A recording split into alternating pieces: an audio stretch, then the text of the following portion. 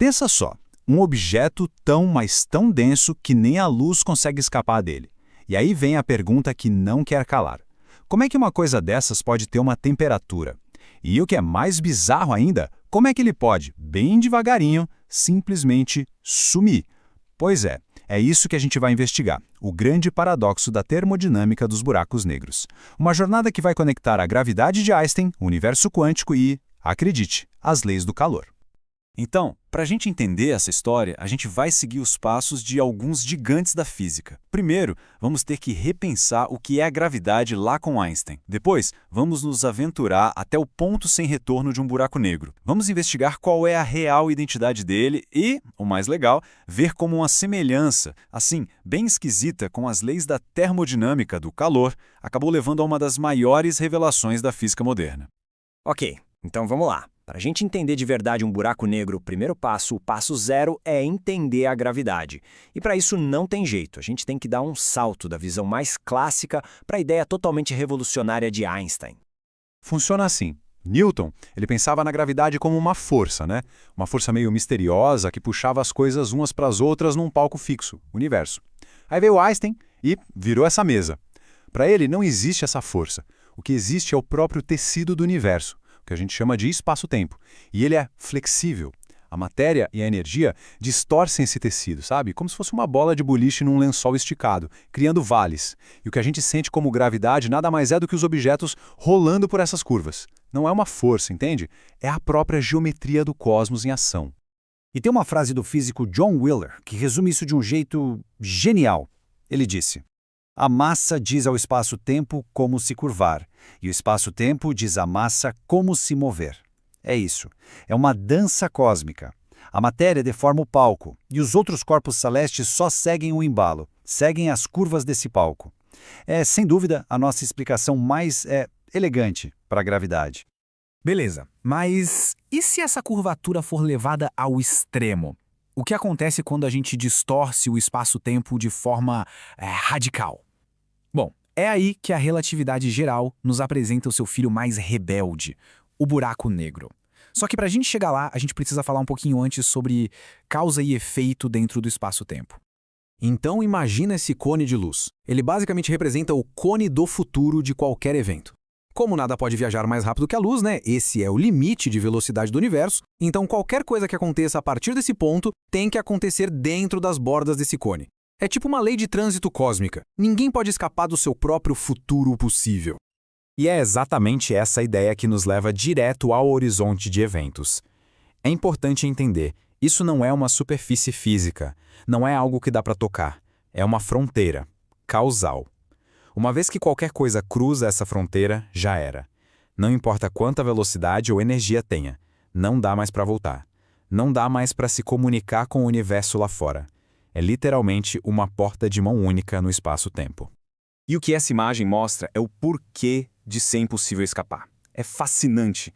A gravidade do buraco negro é tão, mas tão absurda, que ela torce o próprio espaço-tempo. E junto com ele, torce também os cones de luz. Dentro do horizonte de eventos, todos os futuros possíveis, não importa para que lado se olhe, todas as direções apontam para o centro. O futuro deixa de ser uma questão de tempo e vira um lugar, a singularidade. É para lá que tudo vai, sem exceção. Ok, então um buraco negro não é só um pontinho de densidade infinita no meio do nada. Não, é um objeto astrofísico de verdade, com propriedades que a gente consegue, sim, descrever. Vamos ver quais são elas. E aqui, a coisa fica muito, mas muito simples e ao mesmo tempo bem estranha. Pensa só, não importa do que um buraco negro foi feito. Pode ter sido uma estrela gigante, pode ter sido, sei lá, uma coleção de cadeiras de praia. No final das contas, ele só pode ser descrito por 3 números, só 3. Sua massa, sua carga elétrica e seu momento angular, que é basicamente o quão rápido ele gira. E toda outra informação, tudo que caiu lá dentro, parece que simplesmente some. Só sobram essas 3 características. E a coisa fica ainda mais maluca quando o buraco negro gira. Ele arrasta o espaço-tempo junto com ele, criando um verdadeiro redemoinho cósmico. Nessa região, que a gente chama de ergosfera, é literalmente impossível ficar parado. O espaço em si está em movimento, está fluindo e te força a girar junto com o buraco negro. Bom, aí a gente chega nos anos 70. Físicos como Bardeen, Carter e um jovem chamado Stephen Hawking começaram a descobrir umas regras, umas leis que governavam como os buracos negros se comportavam. E o mais doido é que essas regras, elas pareciam estranhamente familiares. E foi essa familiaridade que levou a uma das maiores reviravoltas da física teórica. E a tal analogia é essa aqui. Dá uma olhada. Na esquerda, as regras dos buracos negros. A gravidade na superfície dele é sempre constante, em qualquer ponto. Aí, na direita, a gente tem as leis da termodinâmica, que dizem que a temperatura de um sistema em equilíbrio também é uniforme. Interessante. Segunda linha, a área de um buraco negro nunca, jamais pode diminuir. E na termodinâmica, a entropia, que é uma medida da desordem, também nunca diminui. A semelhança era, assim, impossível de ignorar e muito, muito perturbadora. E aí ficou a pergunta no ar.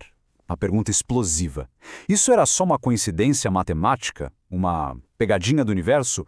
Ou era algo muito mais profundo? Porque vamos pensar, se essa analogia for para valer, então um buraco negro tem que ter uma temperatura. E se tem temperatura, ele tem que emitir calor, tem que brilhar. Só que isso ia contra a própria definição de um buraco negro. Um lugar de onde nada, nem a luz pode escapar. Era um beco sem saída. E a solução para esse paradoxo veio quando Stephen Hawking resolveu fazer uma coisa que ninguém tinha feito direito até então. Ele juntou a relatividade geral com a outra gigante da física do século XX, a mecânica quântica. Ele pegou as regras do mundo quântico e aplicou naquele espaço-tempo supercurvo, bem ali na beiradinha do horizonte de eventos. E o resultado? Bom, o resultado mudou tudo. Ele descobriu a radiação Hawking.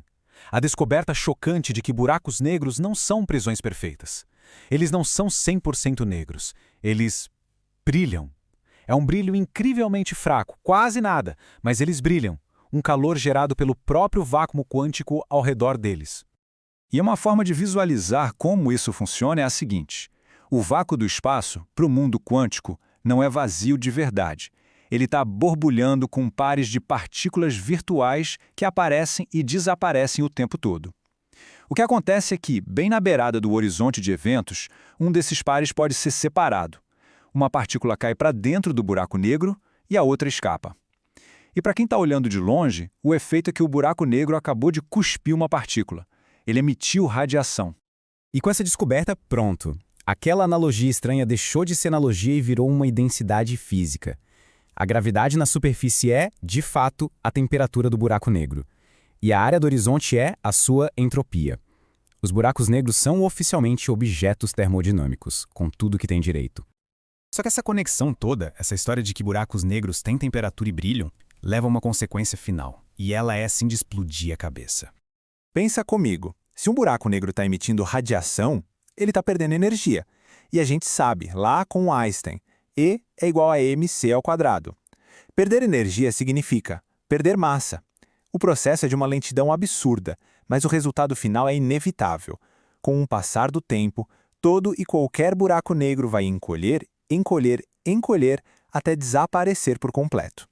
E quando eu digo lento, eu quero dizer lento num nível que a gente nem consegue imaginar. Para ter uma ideia, um buraco negro com a massa do nosso Sol levaria mais ou menos 10 elevado a 67 anos para evaporar. Para comparar, o universo inteiro tem uns 14 bilhões de anos. O número é tão grande que nem faz sentido tentar comparar. É muito, muito tempo. Então, olha só a jornada que a gente fez. Saímos da gravidade como uma curva no tecido do espaço-tempo e chegamos em buracos negros que brilham e, um dia, vão evaporar. Essa união entre gravidade, termodinâmica e mecânica quântica não é só uma curiosidade de físico. É uma das pistas mais importantes que a gente tem na busca por uma teoria de tudo. Uma teoria final que consiga descrever o universo inteiro.